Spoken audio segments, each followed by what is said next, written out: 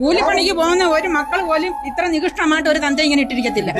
വിദ്യാഭ്യാസം കൂടി പോയി. കോടീശ്വരനായ മക്കളുടെ ഒരു അച്ഛന്റെ അവസ്ഥയാണ്. ഈ വീടും സ്വത്തും അടക്കം അവർ എഴുതി മേടിച്ചു. അവർക്ക് അച്ഛന്റെ പണം മാത്രം മതിയായിരുന്നു, അവർക്ക് അച്ഛനെ വേണ്ട. അവർക്ക് ഇതെല്ലാം കൊടുത്തു. ഇപ്പൊ എനിക്കൊന്നുമില്ല.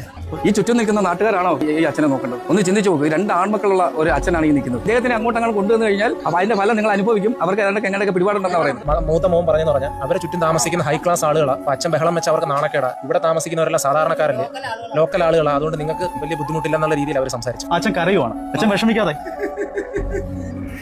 85 വയസ്സുള്ള ഒരു അച്ഛന്റെ അവസ്ഥ ഉണ്ടോ? 2 മക്കളുണ്ട്. അതിൽ ഒരു മകൻ അധ്യാപകനാണ്, ഒരു മകൻ കോടീശ്വരനാണ്. 2 പേർക്കും അച്ഛന്റെ സ്വത്തുക്കൾ മതി. ഒരുപാട് സ്വത്തുള്ള അച്ഛനായിരുന്നു കേട്ടോ. ഈ സ്ഥലം എന്ന് പറഞ്ഞാൽ കൊല്ലം മൂന്നാംകുറ്റി 600 മൈൽ. ഇത് ബിന്ദുകൃഷ്ണ മണ്ഡലം കൂടിയാണ്. നിനക്കൊക്കെ ഇതിന് എങ്ങനെ കഴിയുന്നടാ? വെയിലും മഴയും കൊള്ളാതെ, നിലത്തും തലയിലും വെക്കാതെ, ഹൃദയത്തോട് അമർത്തിപ്പിടിച്ച് പോറ്റി വളർത്തിയ സ്വന്തം അച്ഛനെ ഇതുപോലെ ഉപേക്ഷിക്കാൻ. നിങ്ങളെപ്പോലെയുള്ള 2 മലവാണങ്ങളെയാണല്ലോ ഈ മനുഷ്യൻ പോറ്റി വളർത്തി വിദ്യാഭ്യാസം നൽകി എന്ന് ആലോചിച്ച് ഈ അച്ഛൻ തന്നെ ഇപ്പോൾ ഖേദിക്കുന്നുണ്ടാവും. നിങ്ങൾക്ക് ഉണ്ടാകുമല്ലോ മക്കൾ.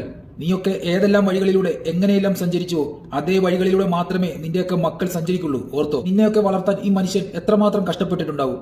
എത്ര പേരുടെ തെരുവിളി കേട്ടിട്ടുണ്ടാവും. ആരുടെയെല്ലാം കാല് പിടിച്ചിട്ടുണ്ടാവും. എത്ര പേരുടെ തെരുവിളി കേട്ടിട്ടുണ്ടാവും. ആരുടെയെല്ലാം വായിൽ നിന്നും വരുന്ന പരിഹാസ വർത്താനങ്ങൾ കേട്ടിട്ടുണ്ടാവും. ഇതെല്ലാം അദ്ദേഹത്തിന് സൂഹിക്കാൻ വേണ്ടിയായിരുന്നില്ല.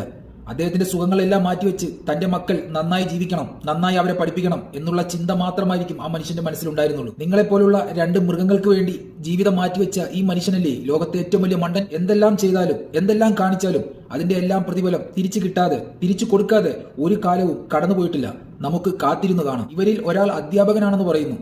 ഇവൻ പഠിപ്പിക്കുന്ന കുട്ടികളുടെ അവസ്ഥ എന്തായിരിക്കും? കഷ്ടം. ദയവ് ചെയ്ത് ഇവൻ ഏത് സ്കൂളിലാണോ പഠിപ്പിക്കുന്നത് അവിടെയുള്ള കുട്ടികളുടെ ഭാവി ഓർത്തെങ്കിലും ഈ നരാധമനെ പുറത്താക്കുക. കൂടാതെ നമ്മുടെ സർക്കാരിനോട് പറയുകയാണ്, ഇവന്മാർ ആ പാവ അച്ഛനെ പറ്റിച്ചുണ്ടാക്കിയ എല്ലാ സ്വത്തുവകകളും കണ്ടുകെട്ടണം. ഒരു തരി മണ്ണ് പോലും ഇവന്മാർക്ക് കൊടുക്കരുത്. ഇതുപോലുള്ള പ്രായമായ അച്ഛനെയും അമ്മയും ഉപേക്ഷിക്കുന്ന എല്ലാ മക്കളുടെയും സ്വത്തുവകകൾ കണ്ടുകെട്ടി തക്കതായ ശിക്ഷ തന്നെ കൊടുക്കണം. പ്രായമായ മാതാപിതാക്കൾക്ക് ഇനി ഒരിക്കലും ഇതുപോലുള്ള ഒരു അവസ്ഥ ഉണ്ടാവാൻ പാടില്ല.